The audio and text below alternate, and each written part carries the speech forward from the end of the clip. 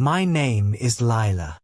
I am 34 years old, a full-time housewife, and mother to 3 lively children. My life looked flawless from the outside. Our home was always clean, my kids were healthy and happy, and my husband worked hard, leaving early every morning. People often complimented me on our home, on the children, and on the way I managed everything. But what they didn't see was the cost I paid silently every day. My mornings started before anyone else woke up. Before the alarm rang, I was already in the kitchen, boiling water for tea, preparing breakfast, packing lunchboxes, and checking everyone's clothes. The children stumbled in half asleep, barely noticing my efforts, sometimes complaining if a piece of fruit was missing or their clothes weren't ironed perfectly. My husband kissed my forehead and whispered, "Thanks, love. Everything looks perfect." Sometimes he praised my cooking to his friends, and I smiled, hiding the exhaustion beneath my calm. I had slept 30 minutes less just to make breakfast on time, but nobody ever noticed. The house always looked perfect. Clean rooms, folded clothes, food neatly arranged on the table. Everyone admired it, but no one saw the invisible weight I carried. I was always available, always saying yes, always fixing everything. I had hobbies I loved, reading novels, taking evening walks, even trying online courses, but they were constantly postponed. "I'll get back to them when things calm down," I told myself daily.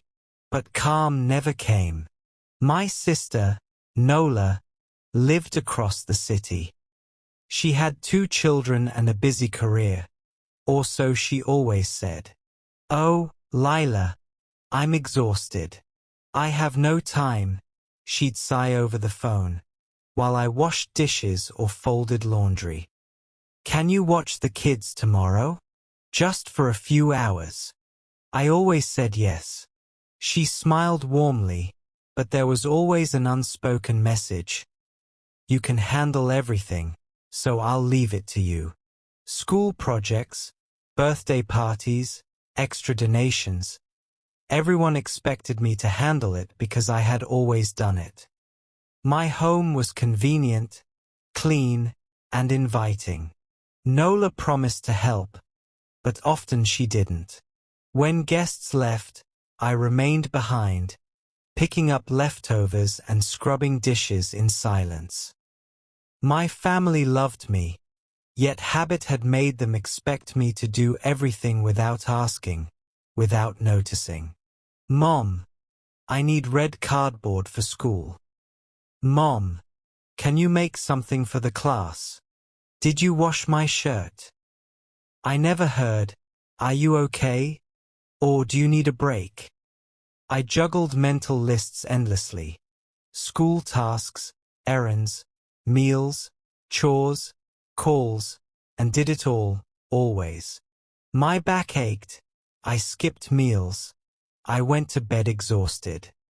Everything worked, but nobody saw the pieces of me breaking silently. One evening, I looked in the mirror and barely recognized myself. I thought I was just tired, but my body told a different story. My heart raced without reason. I felt short of breath. I forgot things I shouldn't, and snapped at small inconveniences. One night, my hands trembled, my chest felt heavy, and I cried, not for something terrible, but for all the years I had neglected myself. The next morning, fever and dizziness forced me to stop.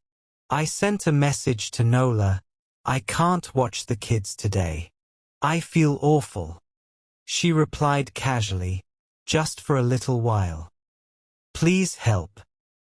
I said yes again, despite my body screaming. My husband asked me to prepare dinner too. Amid fever, noise, and exhaustion, I realized Constant demands when I was already breaking were not help. It was silent abuse. At the doctor's office, I heard the truth for the first time.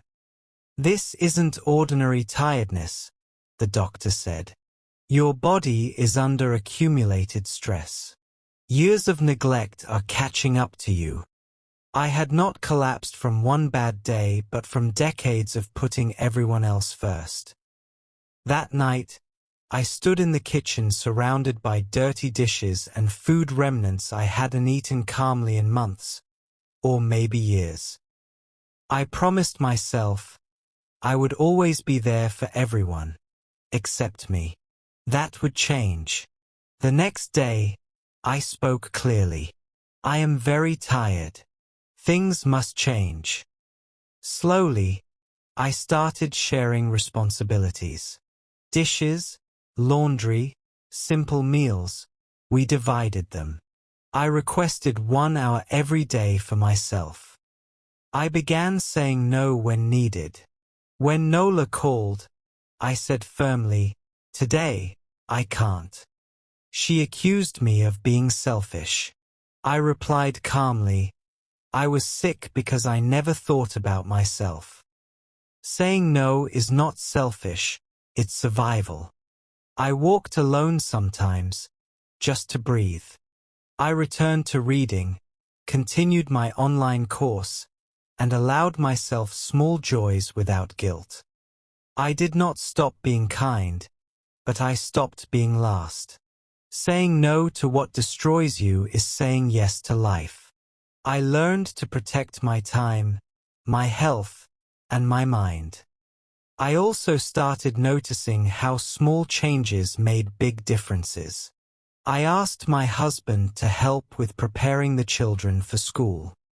I told the children to do simple tasks on their own, like setting the table or packing their own backpacks. Slowly, the house was still functional, but I was not drowning in everything anymore. Even 1 hour for myself felt like a luxury, but it reminded me that my life was important too. I began journaling, too. Each day I wrote down something for myself, something I wanted to do, something I liked, or even just how I felt.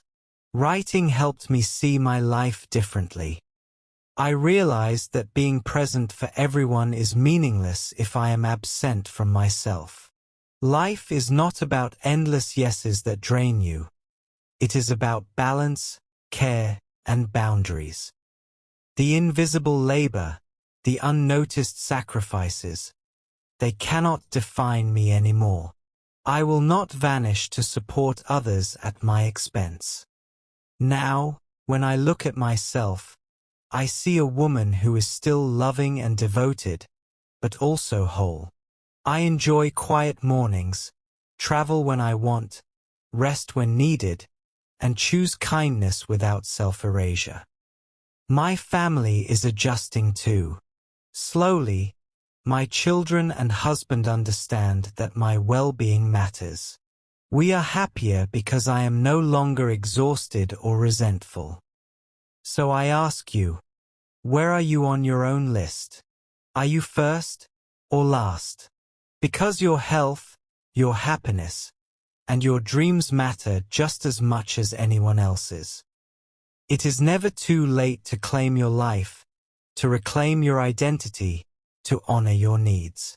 Say yes to yourself. Protect your heart. Protect your energy. Life is happening now, and you deserve to be fully alive in it.